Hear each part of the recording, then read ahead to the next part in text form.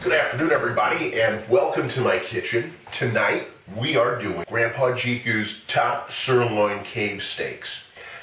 They are prime aged. Now you can get the select, or the select is at the bottom, and then choice, and then prime. I got these really on sale, but they are prime, so they're going to be a better cut of steak than choice, or below that, which would be select.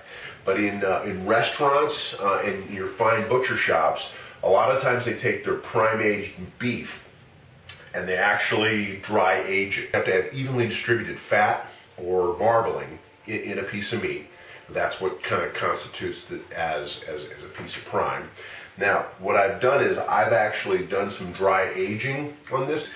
Just put some butcher paper around it in the bottom of your refrigerator. You can keep it at 32 to 34 degrees for like a week or two. That's dry aging. Now, dry aging a steak will do a couple of things. First thing it does is you're basically taking the moisture out of the steak, and the second thing it does is the natural enzymes in the meat, in the steak itself, basically break down the fibers in the meat. And that just makes it more tender. So tonight, the way we're doing these on the grill is, and I'll give you a close-up of this real soon, is I pulled them out about 3 hours ago, and then I put bourbon on the top and the bottom. I put salt and pepper, so I got some Himalayan pink salt and some pepper, some crushed black pepper, about 500 degrees, and that's going to give us a medium. These are 1.25 inches thick each. So we're going to keep these on 3 minutes, give it a crisscross, another 3 minutes, turn it over 3 minutes, 3 minutes. That gives us our 12 minutes. And then, and that's basically it. And then we'll pull them off. But we'll show you that grill side. And there's our beautiful top sirloins. Grandpa Jecue's top sirloin cave steaks. These are going to be fantastic. Let's talk about the wine. Okay, this is about a $20 wine. It's a Central Coast wine. Sterling does a lot of high-end wine as well. This is kind of more their mid-tier. This is a Central Coast Cabernet, and it is quite fantastic. It's got a lot of kind of a blackberry type feel to it. It's a very deep red color. It's very nice. The bouquet is absolutely amazing on this. And if we look at the legs, she's one good looking set of legs there. Look at those things. I marinate off and grill responsibly. Putting a little bit of ham on this. We do not want these steaks sticking, and they will have a tendency to do so. So I'll put it on this side too, even though I'm not going to use this side. And you can see I've got some apple chunks, big apple chunks, love apple, to go with this. It pairs very nicely with what I have on here. Remember, this is a very simple recipe. Grandpa Jecue couldn't be a more simple guy. What I mean by that is, in a cave 11,000 years ago, you didn't have many resources to tool from. You had a few maybe small spices. They might have had something similar to like salt. They might have had something like a pepper. And they had probably their version of some kind of a grain alcohol. And so those are the three elements that we use on here, as I told you. So a little bourbon on top, salt. Now these again are dry aged. What else are we going to have with this tonight? Well, I made a nice big salad. So we've got an iceberg salad with some tomatoes on it, little tiny cherry tomatoes, and some feta cheese on top of that. Potatoes.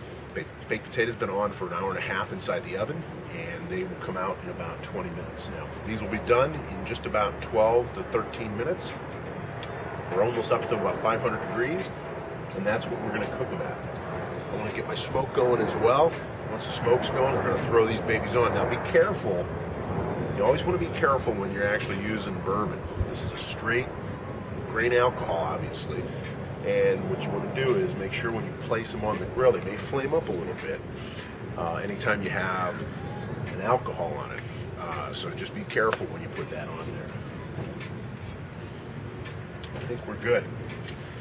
So let's time it, because this is science here. It's 5:41. We'll put the big ones on first. Listen to the sizzle. Nice. Grandpa Jecue, you'd be proud. These are pretty thick, as you can see. They're 1.25 inches thick. We're going to just shut that baby down and just let it do its magic. And in 3 minutes, I'm going to turn it to give it a little crisscross, and then we'll turn it over. 3 minutes, crisscross, and then we'll pretty much be done. In the meantime, when we do turn it over, we'll put this little bit of drippings on it, which is just basically the meat juices mixed with your bourbon, salt and pepper, and that's it. So there you have it. So now it's been over 3 minutes, and so we're going to do what I call crisscross. So we're just going to move it exactly opposite, and that's going to take the bottom and give it a nice crisscross. When you get into these nicer wines, as they open up, and what that means is, as it gets oxygenated, they really start having a different flavor. They take on a completely different structure on your palate. It's just amazing what happens as wine opens up. This is just getting better by the minute. Just ask Cooper. He agreed. Now, we are going to actually flip these bad boys. And there you can see those nice grill marks. Look at that. Nice. Those beautiful grill marks. Now we turn it over. Now this is where you got to be kind of careful. You're going to take those juices, and they may flame up.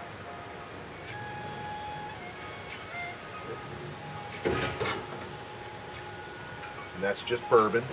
Salt and pepper. Now, these have been on exactly 10.5 minutes. So we're going into minute 11. So we're going to go ahead and take the end of this guy right here. We're going to cut into it and make sure that, oh yeah, that's perfect. A little delish taste here. Wow. Unbelievable. That is some seriously tasty. It almost has a T-bone flavor. That is so good. All right, so these are done. We're going to shut these babies down. Thanks for joining me. Marinate often, grill responsibly, chop, sizzle, grill, eat. We'll talk to you next time, and we'll see who wins that Oscar tonight. 3 years from now, let's see. Maybe it'll be me.